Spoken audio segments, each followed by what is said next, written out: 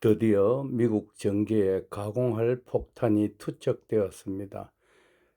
툴시 게버더 미 국가정보국장은 돈에 매수되어 나라를 팔아먹은 매국노들의 추악한 행태를 폭로한 것입니다. 베네수엘라의 마두로, 이란의 하메네이 및 저명한 미 민주당 인사들이 공모하여 2024년 대선에서 트럼프로부터 대통령 당선을 빼앗으려 한 추악한 쿠데타가 드러난 것입니다. 또한 이란의 최고위 정치인들이 트럼프를 암살하기 위해 미국인들과 직접 계약을 맺었던 사실마저 드러났습니다. 트럼프가 연설 중 깃불에 총알을 맞고 피를 흘리면서도 힘차게 주먹을 흔들며 파이팅 파이팅을 외치던 장면이 눈에 선합니다. 또한 마두로 정권의 고위 인사들과 미국 민주당 정권 고위 인사들이 공모하여 선거의 성패를 가를 7개 지역에서 민주당이 승리한 것처럼 조작하였습니다. 이들은 부정 투개표기인 스마트매틱과 도미니언을 이용 바이든이 승리한 것처럼 조작하였던 것입니다. 그러나 2024년 대선은 너무나 컸고 너무 많은 투표자가 참여하여 조작으로 성패를 뒤집을 수 없었습니다. 그것은 2022년 대선에서 윤석열 후보가 당선될 때와 비슷한 경우였습니다.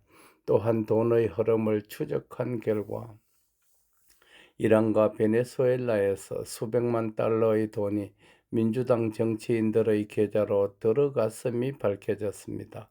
이것은 결코 단순한 정치 자금이라 할 수 없습니다. 그것은 미국의 2024년 대선을 앞두고 트럼프의 정치적 행사 사건의 선전선동과 로페어를 위해 제공된 돈이라는 것입니다.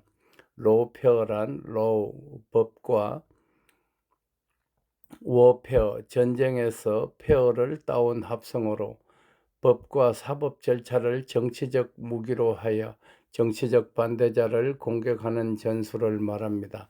비상계엄 선포를 내란죄로 뒤집어 씌워 처벌하는 것도 로페어의 하나라 하겠습니다. 예컨대 뉴욕 성추행 입막음 사건, 기밀문서 반출 사건, 2022년 한국 대선 결과 뒤집기 사건 등이 이에 속한다 하겠습니다.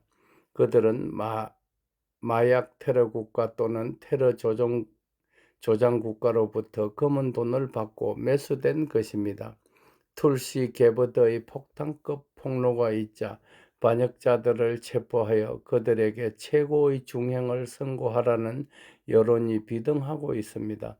2020년 미국의 대선에서 경합주였던 애리조나, 위스콘신, 네바다 등에서 미국 민주당은 원주민 최고회의 및 조지 소로스의 자선재단과 연결되어 도미니언 등 부정 투개표기로 부정선거를 자행하였다는 것입니다.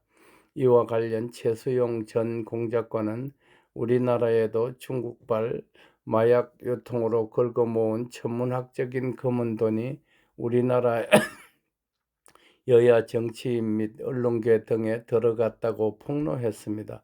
이들은 국민들의 정신과 혼을 빼앗은 마약 대금으로 대가를 받아먹은 타락한 악마들이었던 것입니다.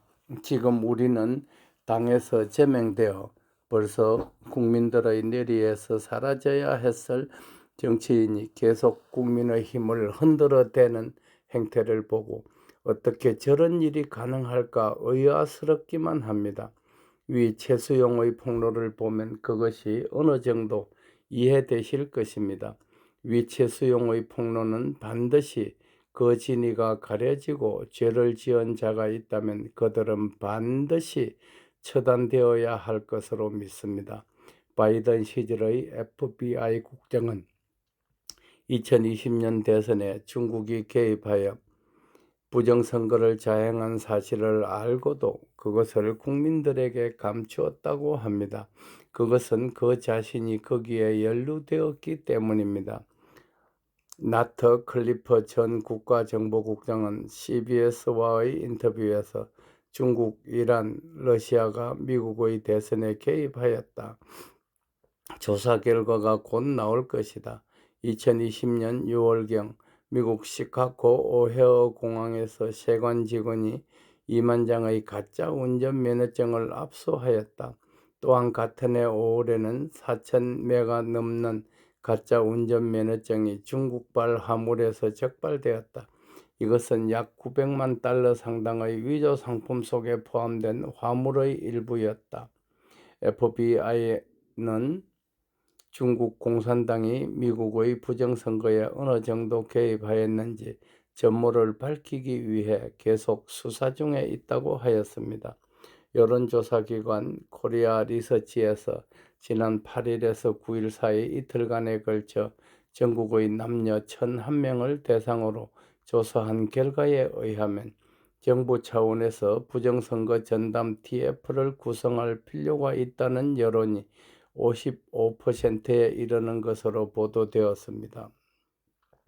과반수를 훌쩍 넘는 국민들이 부정선거 방지에 지대한 관심을 갖고 있음을 나타내는 것입니다. 또한 이재명의 중단된 재판은 속개하여야 한다는 여론이 56.2%에 달하는 것으로 나타났습니다. 한편 정청래는 이재명의 공소 취소와 검찰의 보완 수사권을 맞바꾸기로 하였다는 거래 의혹에 대하여 강력 대응하겠다고 하였습니다. 이래저래 이재명은 위기에 봉착하고 있습니다. 이러한 호기를 맞아 국민의힘이 기회를 살리지 못하고 있는 것은 당 내부의 중공부역자들이 장동혁 대표의 발목을 잡고 있기 때문입니다. 우리는 누가 매국노들인지 두 눈을 부릅뜨고 살펴 그들을 국민의 이름으로 정치계에서 깨끗이 추방하여야 하겠습니다. 사랑하는 대한민국 국민 여러분, 부정선거는 민주주의 최대의 장애물입니다. 황금소는 친중 반미를 표방하는 좌빨들이 이 땅에서 사라지는 날까지 목숨을 걸고 싸울 각오를 다집니다. 고맙고 또 감사합니다. 부디 평안하소서. 끝. 배대열의 세상만사. 구독과 좋아요를 눌러주시면 황금소는 큰 힘을 얻습니다.